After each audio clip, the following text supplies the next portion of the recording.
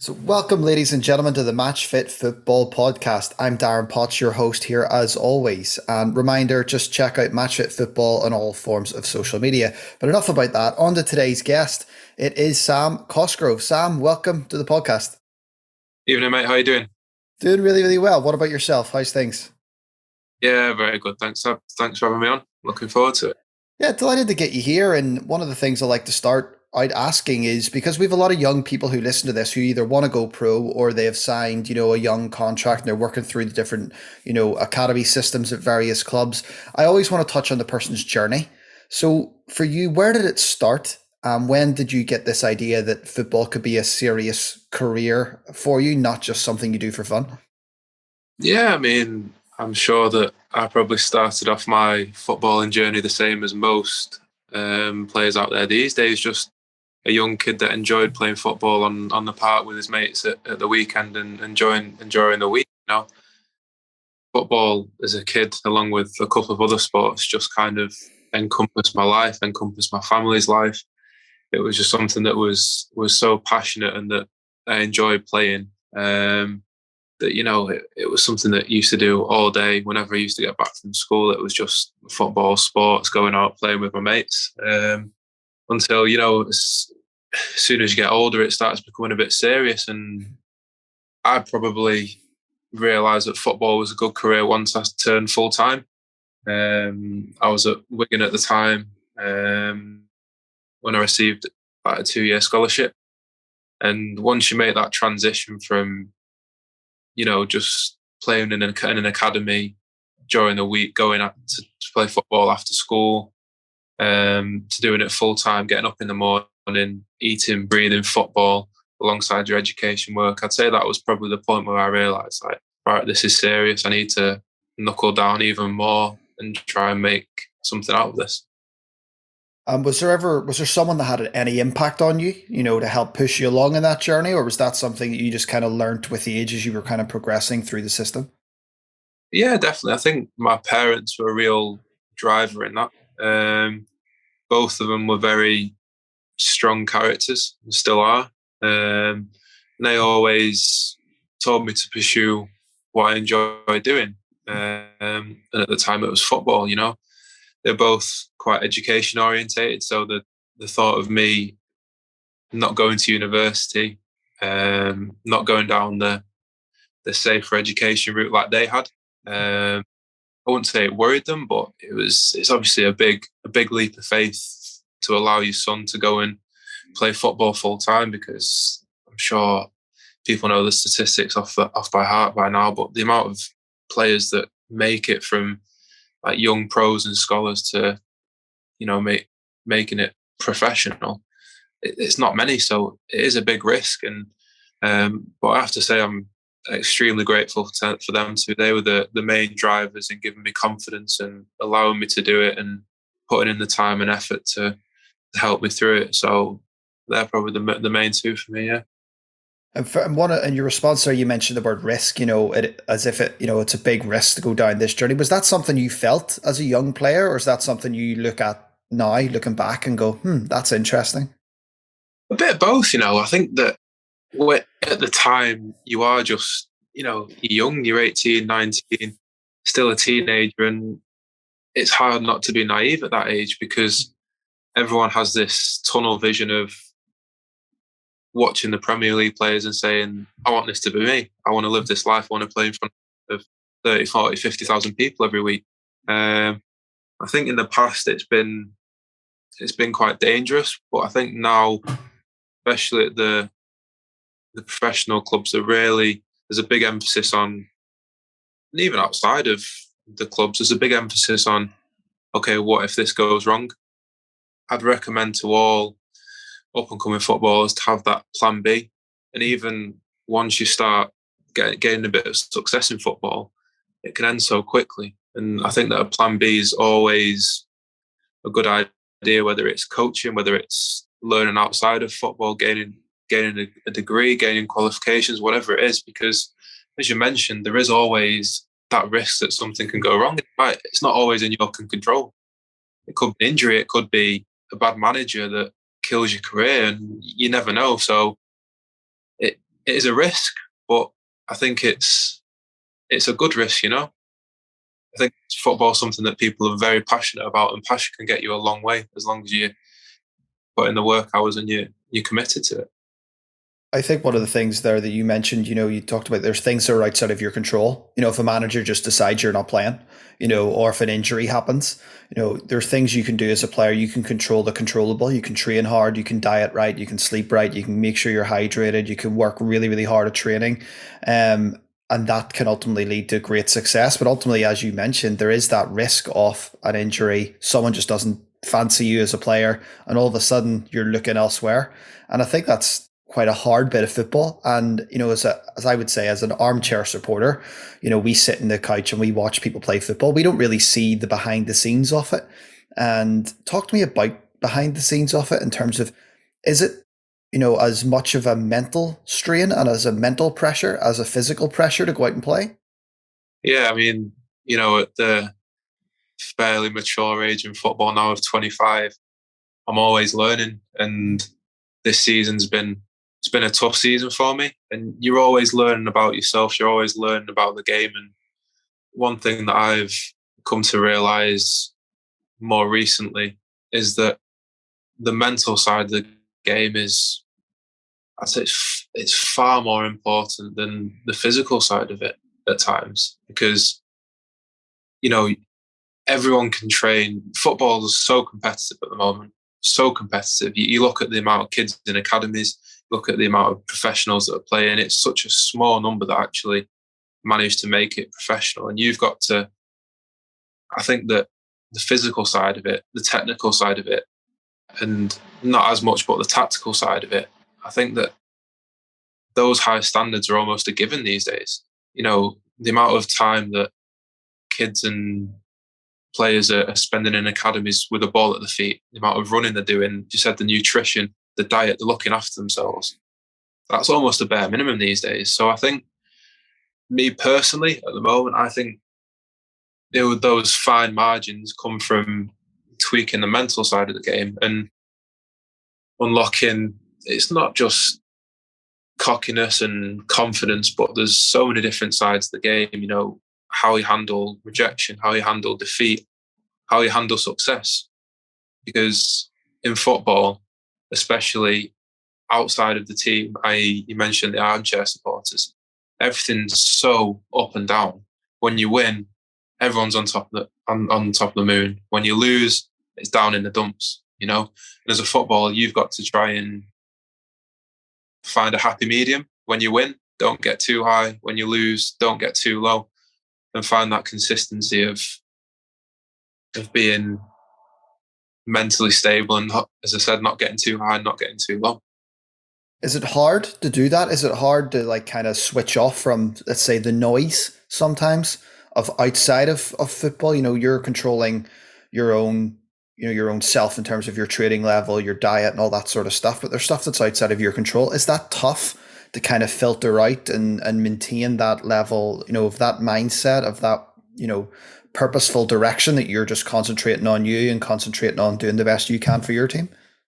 Yeah, absolutely. And it's an ongoing struggle, but the best players out there can do that very effectively. They can block out the outside noise and focus on themselves, the teammates, the management and the team, which ultimately they're the people around you that are going to get you the success. They're the opinions that do matter, but I think as a footballer, it's impossible to blank out all the noise, because at the end of the day, you go and play football on a Saturday in front of, whether it's a couple of hundred people, a couple of thousand people, a couple of tens of thousand people, and there'll always be people there that have an opinion. And it's one of the more frustrating things about the game. You look at a plumber or a bricklayer, no one knows no one can measure their performance outside themselves, really. Whereas you look at a footballer, everything about a football game is in the public knowledge. And because football is such a big part of many people's lives, people take an interest and passion in it. And, sometimes when we've had a bad game or a bad result, everyone knows it. Everyone checks to see, how's Sam got on today, with the purest of interests. But Mm-hmm. it's oh, he's lost today. Why did he lose? Oh, why are we on the bench today? Why didn't you play? And there's always people questioning. Everyone's always got an opinion. So, as you said, it to try and block that out, it's tough at times. But the best players can do it, and the best players can channel themselves in the right way. I think what I've noticed even doing this sort of podcast is the human factor of a footballer. You know, I mentioned earlier, we as armchair fans, we see the match, we see the warm up, and that's it, But behind Sam the footballer, there's Sam the person, and there's Sam the man, there's Sam who lives a very probably normal life outside of football, and it's trying to kind of navigate the two probably. And in this sort of social media age, and in this like everybody knows everything and the statistics driven age, it's probably very difficult, I find, for a footballer just to be a normal person, I suppose. Yeah, definitely. And I'm not exactly a Premier League star at the moment, so I can go out on the street and not be recognised, and I can go for a meal with my girlfriend, with my parents, and have a good time. But as I'll bring it back to the performance related things. If you have a bad game, you are literally 20 seconds away on Instagram or Twitter from a message of a fan, and sometimes, and you do read them. You read the messages that you get. You don't necessarily reply to them or take them in, but they're always there. If you get mentioned in a comment on Twitter, you look at the mention and you've seen it. You've seen the comment, and that's in your head. And as you said, there's a human side to footballers. We're not robots. We can't just churn it out, no matter what anyone says. That comment or the little bit of doubt, it affects you. It affects players, some players more than others, and some players less than others. But it affects you, and as what I touched on before, that the best players can, they can cancel that out and take less of a notice to it. Well, talk to me about having, those doubts and overcoming those doubts and where your confidence comes from as a footballer. Yeah, I mean, every footballer in the career, barring maybe Messi and Ronaldo, probably, but even them, they experience doubts, they experience bad games, and as I said, it can happen to some people more than others, and some people it affects people more than others. There's the old adage, he's a confidence player. Some people thrive off the confidence of a manager who can put their arm around them and give them a bit of comfort, whereas others do need a bit of a kick up the backside now and then. For me, on a personal point, I think that my sort of confidence comes from the obvious things as a forward: scoring goals, being effective, making chances, and winning games. But on a more personal touch, I think that as a player, when you've had a good game or a bad game. And my confidence comes from repetition. So if I can string in 2, 3, 4 good games on the bounce, not necessarily scoring in all of them, but good performances, that's where my confidence comes from. It comes from that repetition of knowing I can do this, I can do this, I can do this. And that obviously helps you build up. See, whenever you're going through a phase where maybe you feel you're not playing well and you feel you're not scored enough goals, and the manager continues to pick you anyway, does that boost your confidence? Does that give you the belief that I can score, I am good enough? I'm just trying to look at it from a point of view of I've seen it a lot with young players who get put into a team and they play 1 or 2 games. They maybe don't perform or haven't scored, so they're dropped and then they're on the bench for 3 or 4, and then they play 1, then they're on the bench. And I'm kind of trying to look at it and say, from a perspective of maybe you're not playing well, maybe you're not scoring goals, but that belief from the manager that it's going to happen for you, does that play a big effect on your mindset as well? Yeah, definitely. And I'll take you back to my Aberdeen days when I was on the Derek McInnes, and I owe a lot to him. He really took a chance on me, and I didn't get off to the best of starts. I wasn't scoring, but he stuck with me, and he kept playing me and kept playing me, and eventually the rewards did come, and I'll be forever grateful for him for doing that.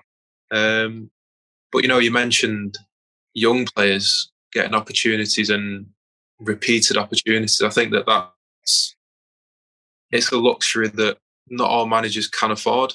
I think that Pep Guardiola, when he's sitting nine points clear at the top of the Premier League, can afford to bring in a youngster and give him a go and give him a go and keep giving him a go, because he knows that he's not under loads of pressure and that the team around him can help. Whereas the team at the bottom of the table, can the manager really afford to risk a young player? As you said, if he doesn't perform for a game, 2 games, 3 games, he's more likely going to resort back to a more experienced professional who has most likely been there, done it, and has that experience behind him. So, yeah, it's vital, I think, for young players coming through to be given that opportunity. But as I said, it's almost a luxury that not all managers and clubs can afford at a time, and that's going back to one of those things that's out of the players' control. Yeah, absolutely, it is, isn't it? Football's a game of opinions. At the end of the day, whether it be fans, managers, players themselves, they all have different opinions. And you mentioned Derek McGuinness, and I know you were very well thought of up at Aberdeen, and the fans really, really took to you up there. Could you talk to me about sort of your memories of playing for Aberdeen, and whenever obviously the bid came in for Birmingham to come back down to England? What was the reason in accepting that bid or accepting that challenge and coming back to England? And talk to me a little bit as well about the difference between Scottish football and English football, or if there is much of a difference. Yeah, so I thoroughly enjoyed my time up in Aberdeen. Not most because I found my girlfriend up there. After saying that, I wouldn't find a girlfriend up there, but very happy with the moment. But yeah, in terms of the football side of it, I think it was exactly what I needed as a young. I think I was 20, 21 years old, going up to Scotland, having, maybe a dozen professional first team appearances under my belt, and I needed to go up and play there. I went there as kind of a work in progress, a bit of a project. But luckily, as I said, the gaffer there, he really took a liking to me, and he saw that potential. He saw, hopefully, that hunger that I displayed, and he gave me chances, and he allowed me the run in the team. And through hard work, resilience, a lot of faith from the manager and a lot of work from the backroom staff, I managed to repay that and score. And I thoroughly enjoyed my time up there. It's probably the best 3 years of football that I've had in my career personally. But when the opportunity came for me to move down to Birmingham, I'm originally from South Manchester, so instead of the 6-hour drive to Aberdeen, I was only an hour and a bit away from my family and my friends. I'd always wanted to play my football in England, and obviously the size of Birmingham, it was a decision at the time where I thought, I think this is the right thing to do. So in the end, it was a no-brainer. I'm happy that I did it. But it was probably the next step for me in my career. I think one of the things with footballers as well is picking the right clubs. And sometimes you mentioned earlier about teams that can afford to give young players a chance. And obviously up at Aberdeen, it's a work in progress. Derek McGuinness was willing and able to give you a chance. You went up there knowing that you're a work in progress and you wanted to fine tune yourself perhaps and things like that. When it comes to moving to a club and rejecting and accepting clubs, I'm not going to name names of clubs or anything like that, but is it important for a player to kind of analyze, one, will I play? Will I get time? As a young player, will I get the opportunity, to learn and develop? Or, what factors into your decision as a footballer about what club to move to? Yeah, definitely. I think as a player, you've got pretty much all those things that you mentioned. You've actually, I'd recommend any young player that's looking to move and they've got offers on the table to speak to people, as many people as they can. That's not just people within the club that's in contention. That's people outside of it. It's your agent. It's people that who've been there previously. It's people who know the manager, who know the staff, know the way that they play, and just because ultimately you see an offer and you see they're offering X amount a week, and that's what your eyes light up to, the money. There's no hiding it. But once you delve a bit deeper inside that, might be a little bit more money, but you're not going to get an opportunity for 6 months, 12 months, because they've got another striker or another player in your position that's going to be leaving. but they're ahead of you. So it's definitely important to look into that. And as I said, just try and get as many opinions as they can. Try and do as much research as you can. Try and watch games. Try and see how they play, and see if you can see yourself fitting into that team. And an interesting point for you this year, you've went out on loan this year. What's this season been like for you? It's been tough, very tough. I think that in terms of my mental side of it, it's probably been one of the hardest challenges I've faced in football. I'll take myself back to when I got released from Wigan at 19, 20 years old. I'd probably say that was the toughest point in my career. I didn't have a club. I had no real direction in where I was going to go in football. But this past 6 months, this past year have probably been second to that. I got told in summer that I wasn't going to get the game time that I probably needed at Birmingham. And luckily enough, they told me that pretty early doors. So I knew that I'd be able to go and find a decent loan move. As it came about, I ended up at Shrewsbury. Thought it was going to be a good opportunity for me. And, I won't delve into too many details, but that didn't work out for one reason or another. Partly my fault, partly reasons that are uncontrollable. But I just think that I had a bit of a mental reset a couple of weeks ago. Once I knew that I'd probably be leaving Shrewsbury and I was looking to find a loan elsewhere. I spoke with a couple of people, and as I said, I had kind of a reset in my head. I said, right, look, the past couple of months have gone. The only thing I can do now is affect the future.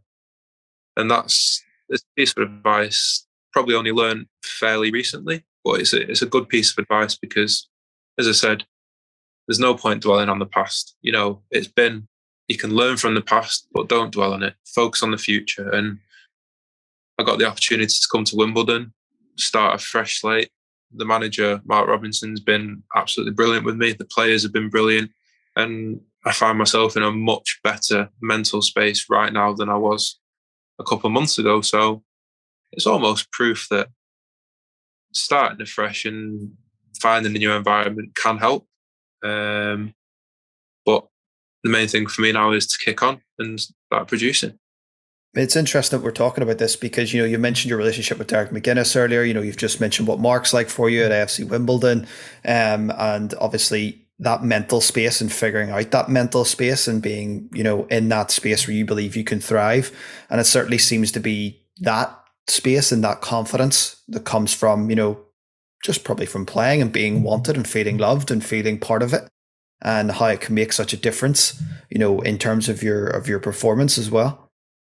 Mm-hmm. Yeah, definitely. And, I think that football managers are called managers for a reason. They're not They're not always called coaches, because I think that a massive part of the game these days is player management. Because, as I mentioned before, some players need a kick up the backside. Some players need an arm around the shoulder. Some players need to be told, you're not doing this well enough. Whereas other players need to be told, you've done this well. And I think, as I said, it's a massive part of the game these days. Man management and knowing your players and how to get the best out of them. Because, as I said before, the mental side of it is so important. And if you can, as a manager or anyone in the staff or even a teammate, if you can extract that extra 1-2% from a player just from the mental side of the game, it's absolutely massive, and that can be the decisive factor in a game or a season. Yeah, I absolutely agree with that. And I think it even pushes you to work that little bit harder, as everyone's probably already, pushing their body to the limits to improve. But suddenly when you've got that belief and that confidence and that arm around the shoulder, and you're wanting to work for your teammates, you're wanting to work for your manager, you're wanting to work for yourself, all at the same time, there's that little extra 1% that comes, and I want to touch slightly on the 1%. And obviously there's the professional approach to training corporately that you do with your club. But is there anything that you do outside of your club that gives you that edge or you feel helps you? Yeah, I mean, personally, when I'm going well, I like to stick to a routine. And, when I was up in Scotland, I was doing well for the most of the time I was there. So it was kind of keep doing the same, keep doing what you're doing, and keep trying to push yourself in training and games. Whereas the past year or so, things haven't gone as smoothly. So there's always a reason for that. Whether it's, as I said, things that you can control, things that you can't control, can be a mixture of both. But for me personally, I didn't feel as if I was doing enough work physically and technically. So yeah, I found outside help. I was training with an external coach once, twice a week, working on my technical, working on my physical stuff. And more recently, I've employed like a psychologist to work with me as well, which has been a real good help. It's, as I said, it's helped me have that the reset that I mentioned earlier, and almost it helps you concentrate on the positives instead of the negatives, because as a footballer, there's a reason you've got where you are. Always aim to be higher, or you might always find yourself lower, but there's a reason you've got yourself to where you are, and it's about unlocking that potential that you've got and making the most of it, really. So yeah, that, as I've touched on, the mental side of it is massive, and it's something that I've only really unlocked recently. And as I said, it's something that's massively undervalued in football. As you said, you've come across it, and you've sort of unlocked the mental side of your game recently. Do you feel that's a game changer for you? Going into maybe the middle part of your career. I think it's a bit too soon to say at the moment, but fingers crossed, it seems to be helping so far. So if it can carry on at this rate, then 100%, yeah. Absolutely. Great to hear that as well. And I think another part that, people have to get used to as a footballer is diet, nutrition, hydration, sleeping, just making sure you're doing all the basics right. And I want to touch on those basics just slightly. And is there any nutritional supplements that you take that you feel helps you out, whether it be protein or BCAAs to aid your recovery? Yeah, I mean, the big thing for me is I'm big on my vegetables. That's the main thing for me. I think that in terms of supplements, I'm a believer that supplements should be to supplement your meal, essentially, not to replace. So I get most of my nutrition from 3 big meals a day. Good breakfast, good lunch, good dinner, mixed bag, all the good things. The one thing that I've only just recently started taking again is creatine. Creatine monohydrate. That's probably the only thing that I've really found a noticeable difference in my performance with. Whether that's the old placebo effect working, but I was introduced to it when I was up in Aberdeen by the head of sports science there, the fitness coach, and it seemed to help me then. And the past 4 weeks now, I've started taking creatine again, and as I said, could be the placebo effect, but seems to have helped. And my high speed distance increased, my recovery's increased, all the things that it says it does. The repeated sprints, the repeated performance seem to have improved. So I think that's something that I'll probably keep taking in the long run. Good. It's great to hear that as well. And I think for, our listeners as well out there, everyone knows themselves best and everyone knows what works for them and what can help them. And we're hearing from, a professional footballer. Sam has told us here, little things that have made the difference for him. So I encourage everyone else out there, our listeners, to figure out what works for you and to try and take some advice from nutritionists, from sports scientists, and obviously from the pros themselves. What about recovery? Is there anything you do specifically to help aid in your recovery? Such as, is there like a stretching routine, foam rollers, any tricks or cheat codes, so to speak? Yeah, I mean, the sports science in football these days is absolutely ridiculous. I think there's so much more to come, but the level and the detail and the money that goes into it is crazy. So I mean, I'll take you through a typical couple of days of recovery. Obviously you finish the game. First thing you need to do is get some sort of nutrition inside you, whether that's your protein shake, good carbs, good protein, and then after that, a good night's sleep. I think that sleep is it's when your body recovers essentially. So if you can, sometimes it's hard. We had a game last night, and as hard as I try, I didn't get to sleep until 3 o'clock in the morning just because you've got that buzz. But I woke up at 9 o'clock, 6 hours sleep, not enough for me. I need between 8 and 9 hours sleep a day for me to feel like I've had enough. So I've had a nap today, and hopefully good night's sleep tonight, and that'll be me sleep sorted. In terms of other recovery stuff, I think one thing that works for me massively is getting myself going again.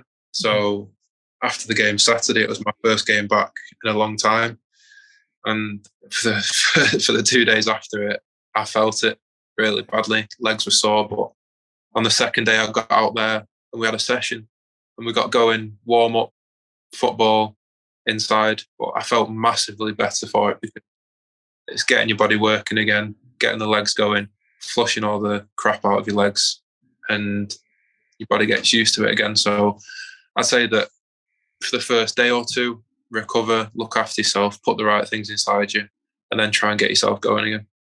Yeah, phenomenal insight, I really enjoy hearing about that, right after a match day and what goes on, in a player's head. A lot of people I think people just go home and life continues as normal. But like you said, you're up to 3 o'clock in the morning, the adrenaline's going, you're trying to get to sleep, you can't sleep, and then you have to take the nap the next day to try and filter it all back to normal to go again. And that behind the scenes look into a footballer's life, I always find is just amazing, really, to kind of see how it all kind of clicks and works together. Another question I'd love to ask people is, we've talked about the mindset, we've talked about, your nutrition, your diet and sleeping and things like that. But what are the keys that maybe we haven't touched on to elite performance or to optimal performance? I think that the two things for me are consistency and persistence. That I know it's probably more the mental side of it, but that I suppose you can relate that to the physical side of it as well. You can aim to be as consistent as you want all day, whether that's in the running session, in a technical session, in a passing drill, in games at the end, finishing at the end of a session. Aim to be as consistent as you can. And the persistence side of it is always striving to be better. I touched on work that I've been doing with psychologists, and for me, it was more a case of not dwelling on things that have gone wrong, but trying to focus on the positives and thinking what's gone well, and then trying to focus on those to get yourself in a good mindset. But that definitely doesn't change and move away from the fact that you need to be striving every day to be better. And I suppose that's where the persistence comes in. You've had a good session, brilliant. You go again the next day. So that's probably the main two things. It's probably the hardest thing to do. And anytime I talk to a footballer, when I talk about football, in general, I always find the consistency aspect of footballers mind blowing. Like whenever, and I'll touch on the Premier League, when you see Mo Salah scoring every week, or when you see certain players, just operating at that top level consistently. Now that it could be different depending on the player and what's going on in their life and all. And I totally take that into consideration. But the consistency aspect of football, I find, is just the craziest, most mind blowing thing of how a body and a person can operate at such a high level, like consistently. It's crazy to me. And that's why the best players are where they are. I think that every player can be good on the good day, but how bad are you on your bad day? As you said, you look at Mo Salah, he has a bad day, but he still scores. Kevin De Bruyne, he has a bad day, but he still gets an assist. And that's really what separates the top players from the good players, and the good players from the average players. How consistently you can perform on a regular basis.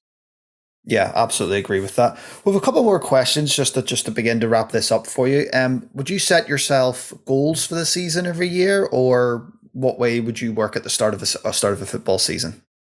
No, I wouldn't say goals, as in I wouldn't write anything down and say I need X amount of numbers target. I think every player has a rough target in the head of what they want to achieve.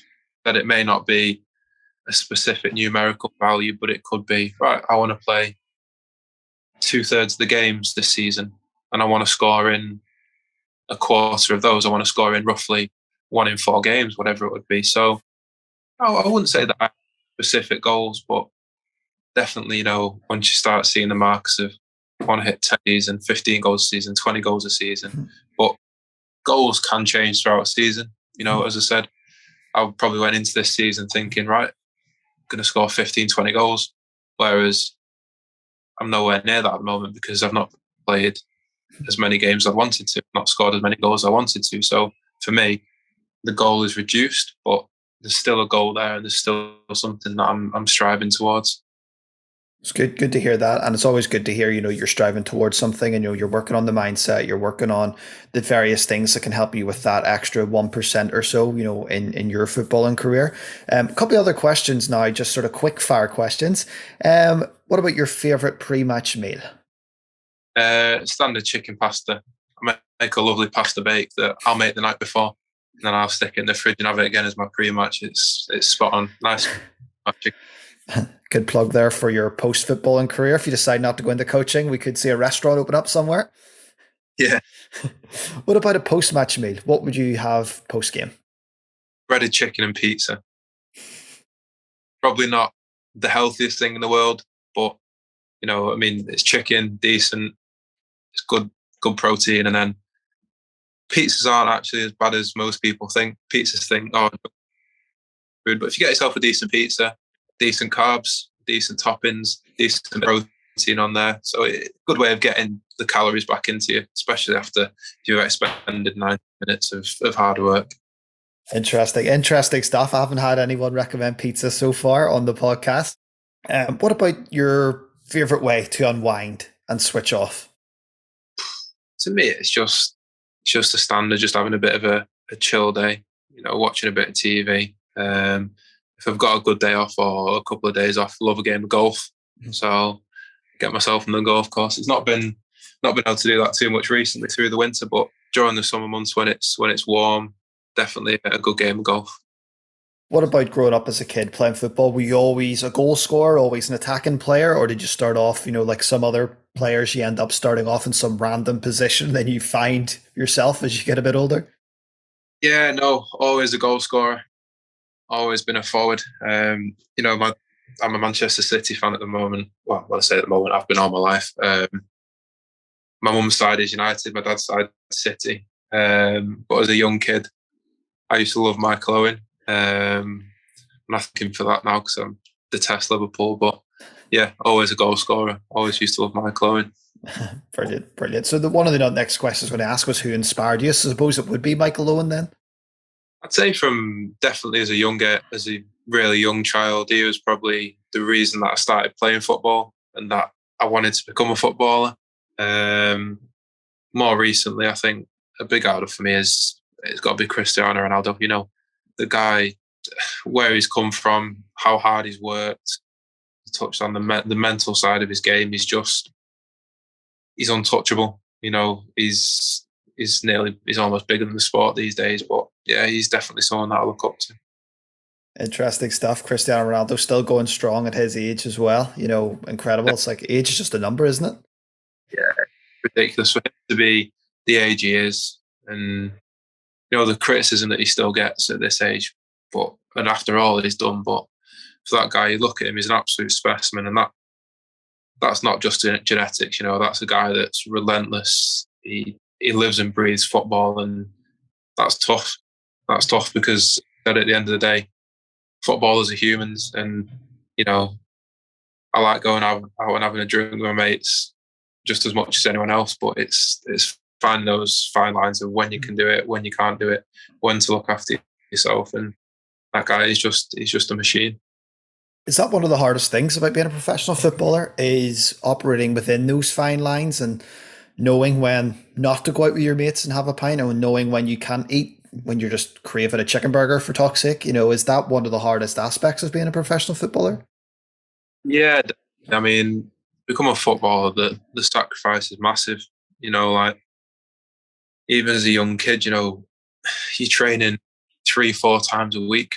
You're giving up your evening where your mates might be off down the cinema, they might be playing football with themselves, but you're right, back from home, do my homework, off to play football, repeat. And even from a young age, you need to learn that discipline, and you miss out on a lot. When my mates are wanting to go to a festival or they're wanting to go on holiday, but can't. I've got a game at the weekend, or it's halfway through the season, or they're wanting to go for a night out, and can't do that. So it's tough, but rewards are massive, and the rewards are worth it. So at the end of the day, it's not really that tough of a decision. Yeah, absolutely agree with that when you're talking, especially when you're talking about the rewards. And I always find the rewards always come, when a team's united and when a team is doing really, really well and they're all joint together in with the same ideology and the same goal and the same mindset. And just as we begin to finish this off, talk to me about the atmosphere of a good changing room and what having that good changing room is like for players, both players that are playing and players that are sub. Because obviously football, there's a competitiveness there that you want to play. You want to be the starting striker and you want to be scoring goals. But there's also a team part of it where you want whoever's playing. If you're not playing, you probably want them to do well because you want the team to do well, but you don't want them doing too well that you can't get back in. Tell me about, the fine lines of that and the atmosphere in a changing room and how you kind of balance all that as a competitive person, but also with being in a team sport. Yeah, definitely. I mean, it's tough, and there's so many different aspects of a changing room, and there's so many different aspects that create a good team or a bad team. And you just touched on a handful of them there. You can go on for hours and about the parts of a changing room and the different parts of a group that really bring someone together. But I think the main one for me is demands. Firstly, you've got to look at yourself. You've got to put the demands on yourself, and if you're hitting those demands consistently, you're doing what's asked of you on a regular basis, you can tick that box next to your name. But it doesn't finish there, because the guy that's sitting next to you in the change room might not be doing that. And ultimately, he's letting the team down. So why are you putting in all this effort, all this work for the guy next to you to be tossing it off and not doing it? Because ultimately, you're only as strong as your weakest link. So that's where the demands come into it, and you've got to make sure that the standards around are as high as they can be. And that's probably the best change rooms that I've been in have been change rooms that are tough. If someone does something wrong, you get called out for it. Sometimes it becomes heated, sometimes there's fights. Sure, there's countless stories of players kicking off with each other, fighting each other, but the next day you're mates again, because ultimately everyone just wants what's best for themselves and for each other. So definitely those demands that people place on each other are absolutely massive. Yeah, I think it's absolutely integral even to have a changing room like that where, criticism can be aired, but almost in a constructive way, not to pull somebody down in an effort to, encourage the team to be better and encourage that player to be better. I think it's so vitally important. One last question for you. I'm going to focus this around your time up at Aberdeen with Derek McGuinness, because we've mentioned him quite a few times on this podcast of how, he's been instrumental for you and really helped you in terms of your career. I always like to ask if there's one piece of advice you could give a young player who's coming up through the system or wants to go pro, what would that advice be? I want to tighten that question a little bit. Similar question, but if you could give me an example or a piece of advice that you learned from Derek McGuinness up at Aberdeen that you feel has really helped you and elevated you, and you will take that with you for the rest of your career. I've probably got two. There's probably the best piece of advice in general, and the best piece from McInnes. And the biggest thing that I learned there was probably along the lines of versatility. I was played as a lone striker most of the time. The best piece of advice that I got given was to think like a small striker. It's quite a specific piece of advice to me. It wouldn't be for everyone. It's obviously for a forward, but as a big target man, the holding up the ball, the being aggressive, being a strong number 9 is given, but can you be a bit cuter at times? Can you be a bit more clever?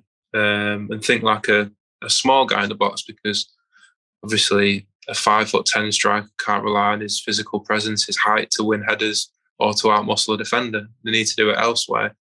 So that's probably the best piece of advice I was given up there. And then the best piece of advice in general that I've been given, and something that really resonates with me, is as a footballer, especially me personally, you need to be an actor, and off the pitch you can be as nice as you want. You can be a family man, a friends man, you can be best mates with everyone you see. But as soon as you cross that white line, whether it be for training in the week or a match day at the weekend, you've got to be a completely different person. For 90 minutes, you've got to be aggressive, you've got to be horrible, you've got to be determined, and nothing can get in the way of you and winning that game. So that's probably the best piece of advice I've been given. Phenomenal pieces of advice from you there, Sam, and great insight into even your mental state as well, that you're going to be competitive, you're going to work hard, you're going to do everything you can to win that game of football and leave with 3 points. For any of our listeners who want to connect with you on social media, where can they find you? So my Instagram's Sam Cozzy, so Sam COZZEE. That's most of my socials. We'll encourage all of our listeners, get on the Instagram, find Sam, give him a follow and see what he's up to. And Sam, I just want to thank you for your time today, for chatting to us here at the Match Fit Football podcast, and wish you well for the rest of the season. And we'll be keeping an eye on you to see how you're doing. But thank you so much for giving us the time today and for giving us that insight into your life and your career as well. Yeah, my pleasure. Thanks a lot for having me on. Really enjoyed it. Thanks for listening, guys. And we'll be back next week with another episode here on the Match Fit Football podcast.